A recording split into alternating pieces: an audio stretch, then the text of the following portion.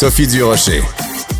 Passionnée, cultivée, rigoureuse. Elle n'est jamais à court d'arguments. Pour savoir et comprendre, Sophie Durocher. Je vous disais hier qu'à Cube, on était du changement, mais dans la continuité. C'est la même équipe que vous connaissez. Il y a des gens, évidemment, qui se sont rajoutés. Il y a Isabelle Maréchal qui s'est rajoutée. Mais le ton de Cube reste le même qu'avant, quand on était numérique, puis à la télé, puis maintenant c'est le FM qui se rajoute, mais on est toujours aussi baveux qu'avant. Mais des fois, on aime ça rajouter des petits baveux avec nous, qui viennent jouer avec nous dans la cour d'école. C'est le cas de Marc Boilard, un ancien gérant d'artistes devenu animateur et chroniqueur, et tu vas être avec nous chaque semaine, même 2 fois par semaine. Bonjour Marc. Salut Sophie, c'est nos retrouvailles. Oui, Comment c'est des retrouvailles, oui, tout à fait. Génial. On a déjà frayé dans les mêmes eaux radiophoniques. Puis au début de Cube, etc. Absolument, je me souviens. Ouais. Tout à fait. Alors, rentrons dans le vif du sujet. Allez, parce que moi, je suis pas très préliminaire. Parfait. Je sais pas toi, mais... Non, moi, je suis pas très préliminaire. Non, bon, c'est ça. Ah, voilà. Donc, il y a le collègue Claude Poirier qui, récemment, était au balado de Marie-Claude Barrette. Oui. Et il a fait une déclaration au sujet des humoristes. On va l'écouter tout de suite. C'est pour ça, ça veut que dire dans que l'autre, le métier va mourir avec toi. le problème, c'est que les humoristes ont envahi ça tous les postes de radio. On n'est pas rien que ça. Puis dans le domaine du sport, tous les anciens joueurs de hockey avec le jackstrap, ils ont envahi les shows de télévision. Fait que c'est ça. On fait une pause, on va prendre un verre d'eau, puis on revient dans un instant, mesdames, messieurs. Je me suis trompée. Ben oui, j'ai dit Marie-Claude Barrette, son balado, c'est parce qu'elle est partout, Marie-Claude, puis plein de gens font des déclarations hallucinantes. Absolument. Mais c'était évidemment avec Mélanie Ménard à Sucré-Salé cet été. Et ça a fait réagir beaucoup de gens. Toi, est-ce que tu penses, Marc Boilard, qu'il y a trop d'humoristes à la radio ou qu'on est trop sur « faut rire à tout prix » ? Alors, en substance, quand Claude Poirier a dit ça, moi, je l'ai entendu, et j'ai tout de suite appelé Mélanie Ménard pour dire « Hey, il y a une erreur de routage, vous avez mis une ancienne entrevue de 2004 avec Claude Poirier, puis elle dit « Non, il a vraiment dit ça la semaine passée. » Fait que, écoute, il vient d'inventer l'eau tiède. Es-tu en train de dire que Claude Poirier est un disque rayé? Non, moi, je l'aime bien, Claude, j'ai aucun problème avec lui. Je vais juste te dire que c'est le type de déclaration que j'entendais plus, qu'il y a trop d'humoristes, il y a trop d'humoristes, whatever. La réalité, Sophie, c'est qu'il n'y en a pas assez. Ce qu'il y a trop, c'est peut-être des journalistes. C'est-à-dire qu'il n'y a... Bon, ben ça a été très le fun comme collaboration. Merci beaucoup. Ça aurait été court, ta carrière. Mais tu vas me laisser, j'espère, étayer. Ben oui. Hein? Alors, il y a vraiment pas assez... Puis quand je dis humoriste, c'est pas le chapeau d'humoriste, OK? On va prendre Dominique Paquette puis Philippe Laprie. Ce que je parle, c'est que le divertissement est ségrégationné dans certains types de médias, certains types d'émissions. Hier, après la première émission de Mario Dumont, notre désormais collègue, ton collègue de longue date, il y a Mario Girard de La Presse qui a fait un papier très élogieux en disant que c'était très solide comme... Et il a dit un petit truc ultra intéressant qui a passé en dessous du radar, je le sais. Il a souligné que les 3 matinales des radios parlées maintenant à Montréal, parce qu'il y en a 3, ont toutes la même formule. Un animateur, un chroniqueur économique, un chroniqueur politique, et voilà. Comme si c'était E égale MC2, tu comprends? On s'en sort pas. Ça prend la fille en spectacle, ça prend le gars au sport. Ouais. Mais il y a plein de formules qui se peuvent. Et au final, ce qui se doit d'être, c'est qu'il y ait des oreilles qui écoutent et des yeux qui regardent. T'es d'accord avec moi? Je suis d'accord avec toi. Moi, ma finalité à venir te voir ici, c'est que ça marche. Oui, ben okay? Oui. Si c'est comme, voilà, c'est rigolo, mais on l'écoute pas. Terminé. Ça donne rien. Voilà. Je suis entièrement d'accord avec toi. Bon. Moi, ce que je pense, c'est que on a été longtemps à la radio dans la facilité. C'est-à-dire qu'on disait à quelqu'un, t'es humoriste, donc c'est ce ton-là.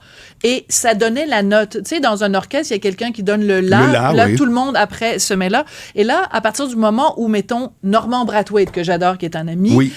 Normalement, à partir du moment où Normand Brathwaite anime, puis que tout le monde rit, puis qu'il faut absolument être hystérique à chaque fois que quelqu'un ouvre la bouche, ça donne le là et tout le monde embarque là-dedans. Ce qui fait que quand il y a un silence à un moment donné, puis quelqu'un dit quelque chose, puis il n'y a personne qui rit, on fait comme, hey, il y a un problème, il se passe quelque chose, il y a personne qui rit. Ça fait 3 secondes, il y a personne qui rit.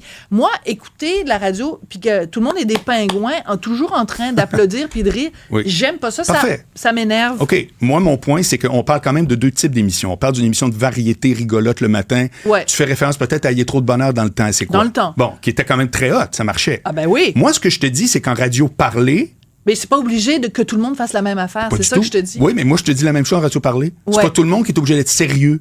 Ouais. Parce qu'il y a une croyance qui existe qui est fausse, c'est que pour être crédible, il faut être sérieux. C'est faux. Elle m'a dit, Mario Dumont, c'est un des pires pinces sans rire. Ben, tant mieux. Et Mario, il nous fait rire, mais il n'y a pas besoin de rire. Il n'y a pas besoin de ricaner. Non, je comprends ton point de l'obligation de rire. Oui, ça m'énerve. Bon, moi, ce que je te parle... Fait que Claude Poirier a raison.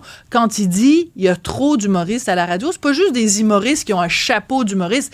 C'est pas juste des humoristes qui ont fait l'École nationale de l'humour. C'est des gens qui veulent faire rire à tout prix. Je pense que c'est ça qu'il voulait dire. Bon, écoute bien moi où je t'amène avec tout ça. OK. Je t'amène dans la crise des médias. OK. Oh boy. Il y a une crise des médias qui est principalement financière. Oui. Quand on parle de crise des médias, il y en a une autre, c'est que par exemple, les jeunes n'écoutent pas la télé. Les jeunes, tu me suis?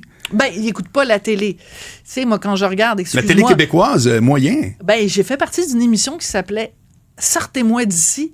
1,7 million de personnes. Des 18-24? Ben, il y en avait des masses, parce que moi, les gens qui m'arrêtent dans la rue pour me dire « Hey, Madame Durocher, on vous a vu au 54e étage. » Bon, ben parfait, je m'en réjouis. Je te dis juste que cheveux blancs, je te dis que c'est une petite musique qu'on entend. Ouais. Bon, moi, ce que je veux dire, c'est que quand on parle de crise des médias et qu'on ramène ça uniquement sur les revenus, c'est-à-dire que ça s'en va sur Internet et autres, il y a une critique qu'on n'entend jamais, donc ça rapporte tout ce que je te dis, c'est on ne remet pas en question le contenu. En un mot, je reviens avec le fait que, ça prend la fille au rare spectacle, puis ça prend le gars qui est aux nouvelles et tout, comme s'il n'y avait aucune autre formule. Sais-tu qui a battu André Arthur à Québec pour la première fois dans son histoire? Quand André Arthur était le numéro 1, le roi des ondes. Jeff Fillion? Non, c'est le Zoo. C'était une émission d'humour qui tout le monde s'en cogne. Ouais. Comme quoi, à un moment donné, il y a quelqu'un qui a dit, on est-tu obligé nécessairement de parler que des nouvelles et que d'un ton sérieux? C'est juste ça mon point ce matin, ce matin, je t'habitue le matin. Midi. Ben, il est rendu 2h, 3h moins 20. C'est juste de dire qu'à un moment donné, il faut aussi se remettre en question et dire, est-ce que je suis obligé de faire tout l'un ou tout l'autre? Est-ce qu'il peut y avoir un mélange des genres en toute chose? Dans les entreprises, c'est pareil, Sophie. Dans les entreprises, il y a souvent des boss qui pensent que pour être productif, il faut qu'on soit sérieux. Il faut qu'au meeting, on soit sérieux. Puis à ce moment-là, les gens, oui, embarquent parce que le boss a décidé que c'était de même. Mais tu m'embarques à reculons. Parce que, j'ai bien dit arculon, parce que quand tu fais ça... Arc? Oui. C'est le arc qui est important dans ton arculon. Oui, complètement, tu me suis? Ouais. Alors, c'est pour ça que je trouve que le discours que hier, la petite mention que Mario Girard disait que c'est toute la même formule et qu'il y en a un qui est Mario Dumont, qui tout à coup est pince sans rire, est capable de dire je vais rester crédible, mais je vais être capable de faire des jokes au travers. Moi, je sais que l'auditeur, il aime ça. Ben oui. Le ton convivial, comprends-tu? C'est pas obligé d'être une messe. Et je te dirais autre chose aussi. Ben là, évidemment, je prêche pour ma paroisse, mais ce que les gens ont remarqué de Mario, c'est qu'il donne son opinion. La personne impassive, là, qui s'implique pas personnellement, qui donne pas son opinion, cette supposée objectivité journalistique, là, on est d'accord que c'est ça a le droit de vivre, ça, mais c'est qu'il y a 1000 versions, puis il y en a une. Alors, c'est pour ça qu'ironiquement, tu auras compris, je dis que c'est pas qu'il manque d'humoristes, il faudra en propager plus. C'est juste pour dire qu'il n'y a pas un seul style de médias, il n'y a pas un seul style de management, il n'y a pas un seul style de Tu connais-tu du monde, toi, qui sont que sérieux dans la vie? Tout le temps! Tu vas souper, ils sont sérieux. Mon ancien chum... mais c'est pour ça qu'on n'est plus... Je peux avec. Il était toujours sérieux. Ah, mon Dieu! Je pense qu'une fois, je pense que c'était un mercredi, une année bissextile, je pense qu'il a souri un petit peu. Mais je suis pas sûre qu'il a souri. Je pense que c'est juste... Il y avait quelque chose de pogné dans les dents, puis ça a fait comme un petit rictus. Comme puis ça. Tu vois, ironiquement, puis tu t'en souviens, mais pas en bien. Pour vrai, personne n'est que sérieux, personne n'est que rigolo. Marc Boilard, quand est-ce que tu reviens? Jeudi. À moins que tu me sortes à coups de pied, mais moi, j'aime ça venir te voir. Ben, merci. Moi aussi. Merci, Marc Boilard.